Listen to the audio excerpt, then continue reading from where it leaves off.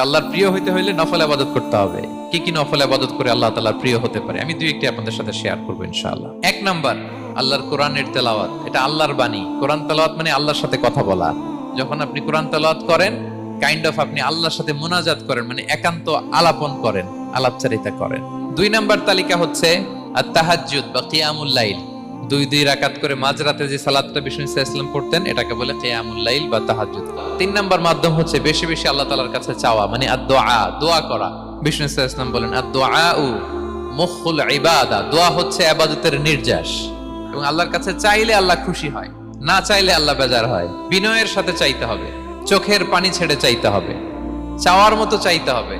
চাওয়ার মতো চাইলে আল্লাহ দেয়। আল্লাহ তাআলা আমাদের সবাইকে তার প্রিয় ভাজন বান্দাদের তালিকায় অন্তর্ভুক্ত করে নেক। আমরা সবাই পড়ি আমিন।